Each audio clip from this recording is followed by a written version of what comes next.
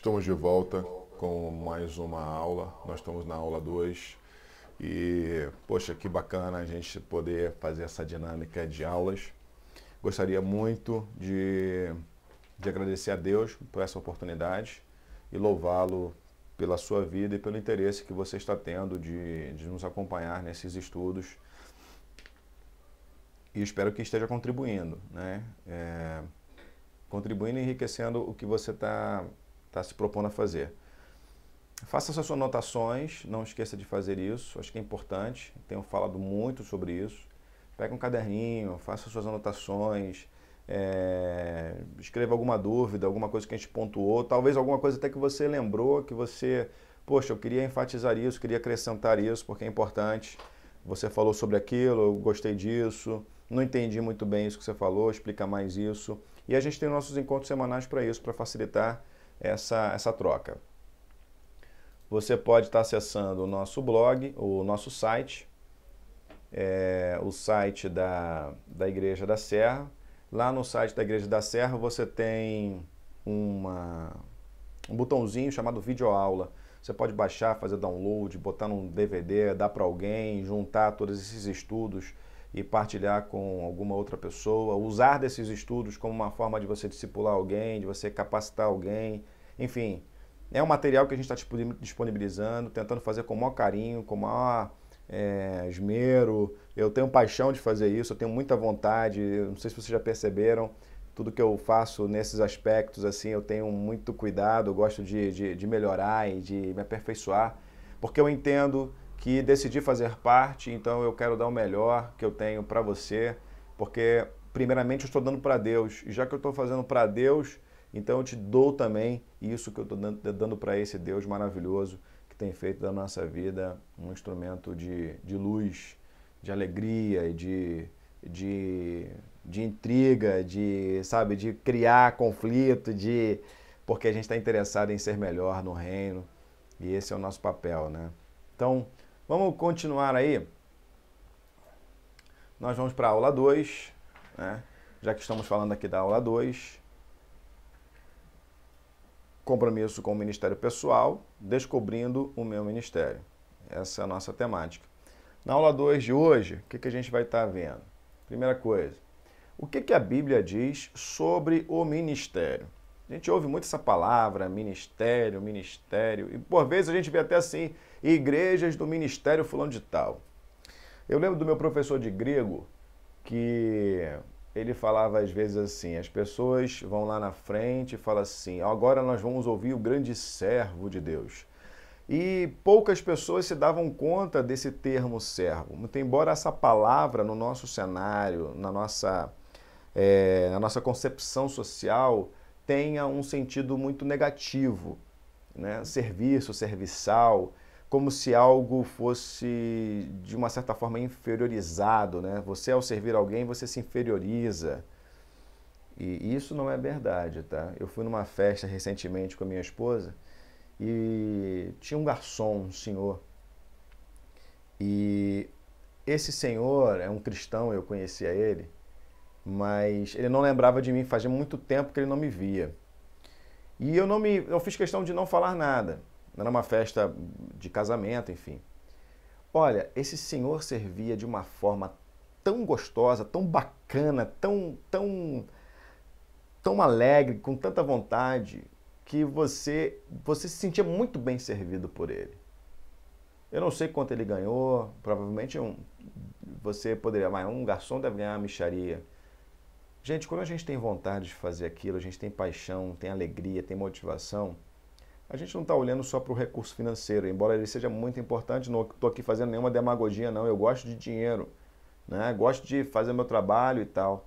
Mas quando você faz o seu trabalho sem olhar por esse foco, por esse ângulo, tudo que você faz tem uma outra conotação na vida da outra pessoa. Pensa nisso. E dentro do ambiente cristão, essa palavra ministério ela precisa ser vista não como um status, né? Como uma qualidade de alguém que tem um potencial ou um poder ou uma área de saber elevada. A definição, ela está dentro da palavra diáconos, e aí tem um texto de Mateus 23:11. Eu botei o texto grego aí, e para você dar uma olhadinha como é que é a escrita grega. O que está escrito em vermelho é o mesmo que está escrito um pouquinho mais acima ali na palavra diáconos, que tem a ver com a palavra servir. Infelizmente, a gente utilizou alguns termos bíblicos para enfatizar um cargo, né? Por exemplo, o diáconos, a gente trouxe a palavra diácono, diaconia, e transformamos o diácono em um ser com cargo, com uma atribuição. Quando, na verdade, essa palavra ela faz parte de todas as pessoas. Que haja diaconia quando você ministre a palavra, que haja diaconia quando você toca um instrumento, que haja diaconia quando você estiver ensinando alguém, que haja diaconia quando você estiver cozinhando, que haja diaconia em todas as coisas que nós fizermos e estamos colocando Deus no centro, que haja diaconia, esse coração de servo, esse coração de servir, né? Leia esse texto de Mateus 23:11. Servimos em 3 direções. Quero enfatizar 3 direções. Primeira direção, a Deus. Deus é a primeira direção. Você tem os textos aí. Então, aperte o pause, leia os textos, faça a leitura dos textos bíblicos e reflita sobre essa direção. Primeira coisa, a Deus. Segundo, aos outros cristãos.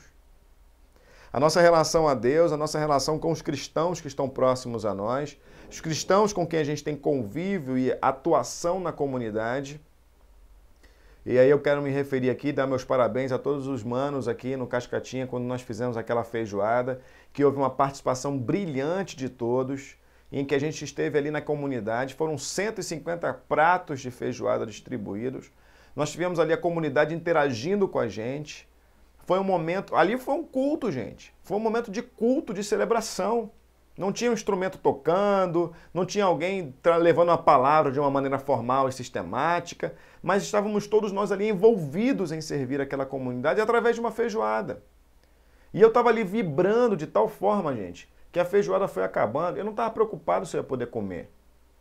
Eu estava ali numa alegria, porque a gente estava interagindo, e todos nós combinamos as nossas ações para que aquele momento fosse um momento importante. Aí eu quero ressaltar que essa atitude nossa está restaurando uma vocação daquela comunidade, da nossa comunidade, que é uma vocação de interação comunitária, interação entre as famílias, partilhando junto no momento de refeição. Nós estamos retomando, resgatando, porque o Espírito de Deus, o Senhor tem nos colocado aqui nessa comunidade como uma vocação enquanto igreja, e isso é servir aos outros cristãos, porque tinham outros cristãos ali também. E também aos que não vivem o Cristo, aquelas pessoas que ainda não tomaram uma decisão de viver esse Cristo vivo, esse Cristo incrível, que nos dá uma outra percepção de vida. Mateus 5, de 13 a 16, leia lá. Porque enquanto nós estamos indo como igreja, nós estamos discipulando, nós estamos ensinando, nós estamos propagando, sendo luz no meio dessa galera, no meio dessas famílias. E mostrando mais uma vez que nós estamos aqui no mundo para servir as pessoas, dando um outro sentido completamente diferente do que esse mundo se propõe a fazer. Então nós servimos nessas 3 direções, a Deus, aos cristãos e aos que não vivem um modelo de vida proposto por Jesus Cristo. Fique ligado nisso. Todas as nossas ações de serviço prático precisam estar focadas nessas 3 direções.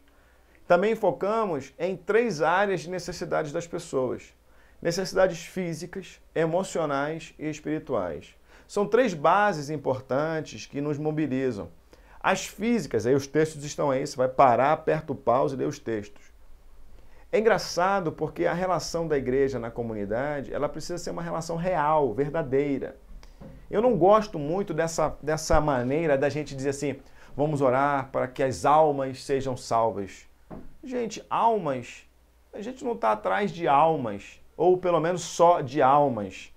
Né? Nós não somos os caçadores de fantasmas que ficam atrás das almas que estão perdidas e causando. Nós estamos atrás de pessoas inteiras, pessoas integrais, nós lidamos com o ser da pessoa na sua totalidade. Então, nessa totalidade, nós vamos encontrar as pessoas com seus defeitos e com as suas qualidades. As pessoas com as suas necessidades de carências afetivas e com as suas carências supridas. Pessoas bem resolvidas e pessoas ainda com dificuldade de serem resolvidas.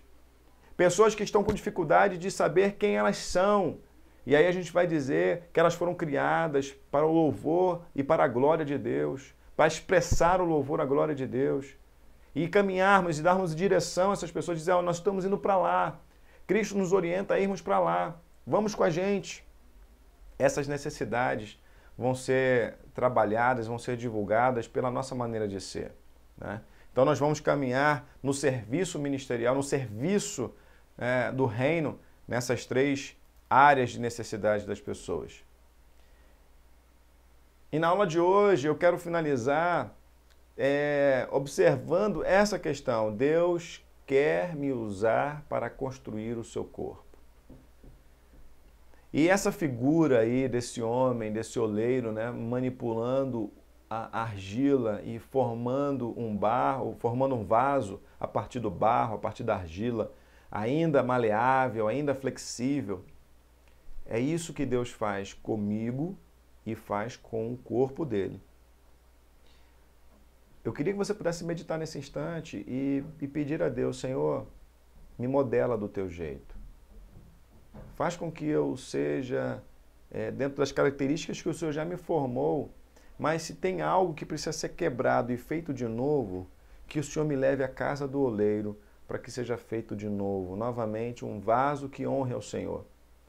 E em sendo um vaso, ó Deus, que eu seja esse instrumento junto com os outros, que eu possa compor e combinar junto com os meus irmãos ações que criem oportunidade de outras pessoas te conhecerem, que a gente possa, nessas ações, glorificar o teu nome e exaltar a tua santidade. Deus, nos use, nos modele, nos construa como temos que ser nesta comunidade. Faz de nós, ó Deus, um instrumento vivo e eficaz para honrar o teu nome. Em nome de Jesus, Pai. Amém. Gente, até a próxima aula. Vamos continuar. Mantenha foco nos seus estudos, na sua leitura diária, o seu enfoque bíblico. Anote, aperta o pause, volte e que tudo isso possa estar servindo de grande instrumento para o teu crescimento. Irmão, aquele abraço.